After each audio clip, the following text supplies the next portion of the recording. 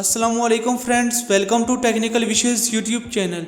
In this video I will show you if you having this problem. If you open any application, the application was unable to start correctly, 0x0000142 and any type of error, how to solve it.